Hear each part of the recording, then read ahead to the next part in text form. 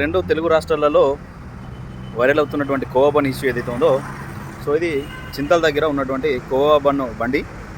So ఈ అన్నతో మాట్లాడి నిజంగా ఇందులో ఏమేమి వాడతారని తెలుసుకున్నా. సో తర్వాత అన్న ఒక బండి అని చెప్పేసి అడిగి టేస్ట్ చేసిన. నిజంగా ఇది అద్భుతంగా ఉన్నది, మంచి టేస్ట్ ఉన్నది. ఇలా వాడేది కేవలం పాలు, రవ్వ, చక్కెర, 3 పదార్థాలు వాడుతాం తప్పితే ఇందులో ఏం కలపం అన్న, మిగతా ఏం కలపం సో అని చెప్పేసి చెప్తా ఉన్నాడు. పానీపూరి దగ్గర అయితే పడిపడి తింటారు, మరి ఆయన చేతులు మొత్తం వాటర్లు వేసి ఇస్తాడు, అదే చేతులతో ఇస్తాడు. దాన్ని మాత్రం ఎవరు క్వశ్చన్ చేయరు.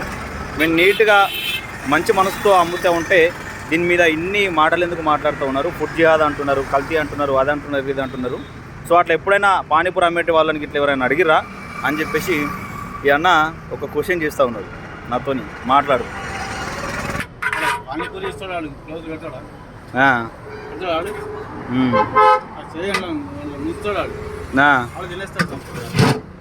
అంతే, పానీపూరి అయితే అందులో ముంచుతాడు చేతులు. పానీపూరి ఏం చేసినా తప్పులేదు,